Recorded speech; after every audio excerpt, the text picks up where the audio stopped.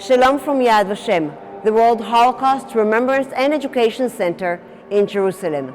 My name is Sari Granitza. I'm the director of the Christian Friends of Yad Vashem. On Wednesday, January 27th, we'll be marking International Holocaust Remembrance Day. The Holocaust, which took place during the Second World War, was the planned persecution and murder of European Jews by Nazi Germany from 1933 until 1945. It is important to learn what happened in the past and remember it to make sure that atrocities that evolved from hate will never happen again. I invite Mr. Shaya Ben Yehuda, Managing Director of the International Relations Division in Yad Vashem, to share the story of his family's experiences during the Holocaust.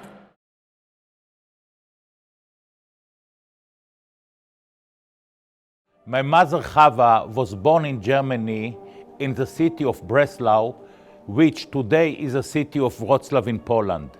Her father Yaakov Jack Chaimov, who fought in the German army in the First World War, owned a women's coat factory, a successful business that sold its product throughout Germany as well in the surrounding countries.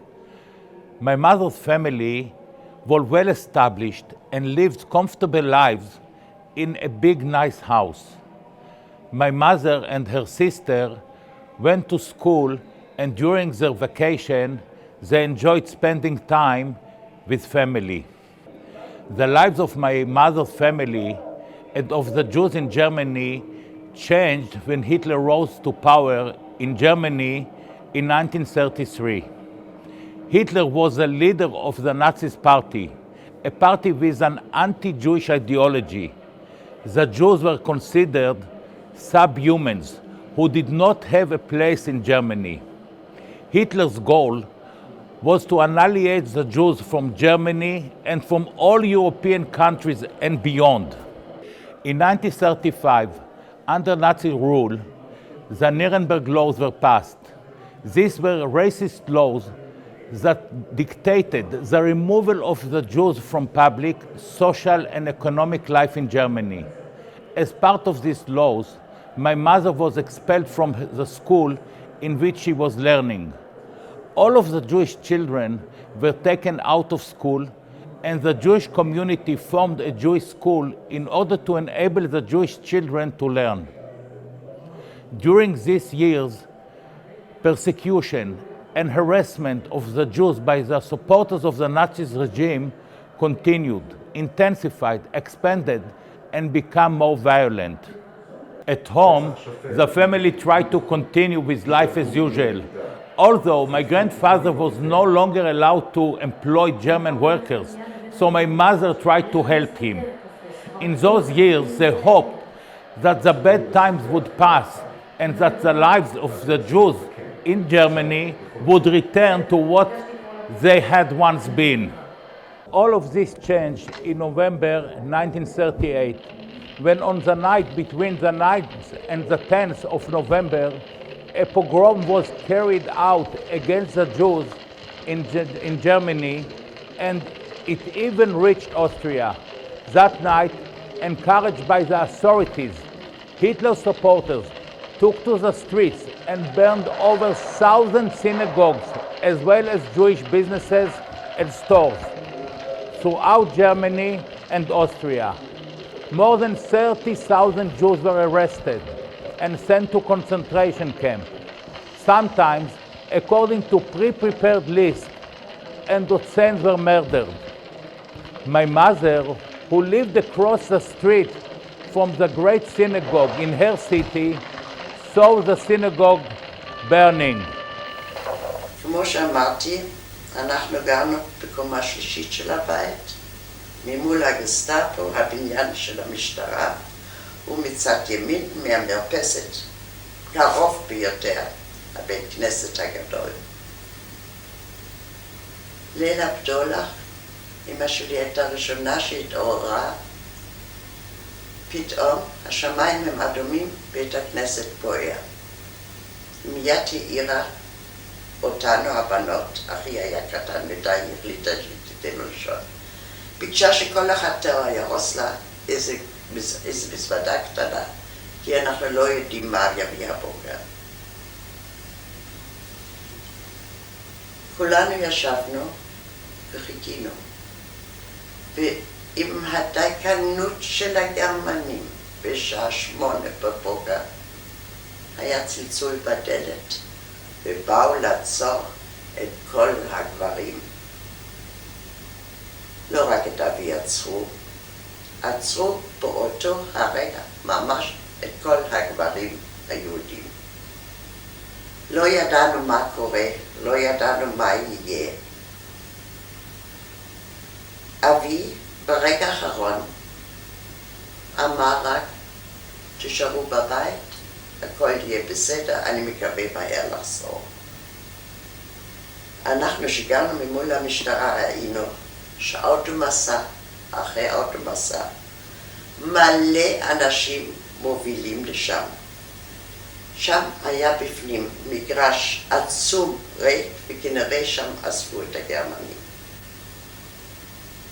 כמעט חודשיים בדיעבד אבי לא היה בבית, הוא היה בבוכנוולד. אבל זה רק שמענו יותר מאוחר. אני חוזרת למחרת היום לבית הכנסת בוער, ב8 לקחו את הגברים, וב12 שוב צלצול בדלת. הפעם באו להודיע לנו שכל הפנים של בית הכנסת נשרף. עכשיו הם מפחדים שהיה לבית הכנסת גג ענקי, שהכל יתמוטט, ואין להם ברירה אלא לפוצץ עם חומר נפץ. הודיעו לנו על השעה, ביקשו שכולנו ניכנס לחדר ללא חלונות. נפתח את כל החלונות בבית על מנת שלא ניפגע. עשינו כך. הפיצוץ הראשון לא הועיל. לבית הכנסת הייתה כיפה ענקית, בנויה בצורה כזו, שרק בפיצוץ השלישי הצליחו לפוצץ את הכיפה של בית הכנסת. וככה הגרמנים לא פחדו מהתמוטטות של כל הבניין עליהם. הרסיסים הגיעו עד לביתנו, אחרי שהחלונות היו פתוחות, ואחרי שקיבלנו הודעה שהפיצוץ נגמר. מצאנו את הבית מלא רסיסים. ולא ידענו מה יהיה הלאה. Germany began World War II in order to conquer the countries of Europe and destroy Jews. The rest of my mother's relatives, her aunts, uncles, and their families who lived in Berlin did not manage to escape Germany in time. They were murdered by the Nazis. The Temple family, my mother's uncle and aunt, lived in Warsaw. Her uncle Harry was a community leader. As a wealthy Jewish businessman, Harry was arrested immediately after the German occupation of Warsaw and was murdered. His wife Lee, together with the other Jews in the city, was imprisoned in the Warsaw Ghetto, which was established in 1940. In the harsh conditions of the ghetto, Lee suffered from hunger and disease until her death. In the summer of 1942, the deportations of Jews from the Warsaw Ghetto to the Treblinka extermination camp began.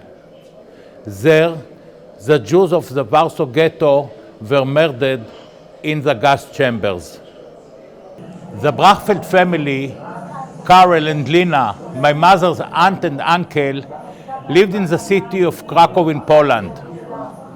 In her childhood, my mother spent her vacations in Krakow with her aunt and uncle and grandmother who lived there with her daughter Lina.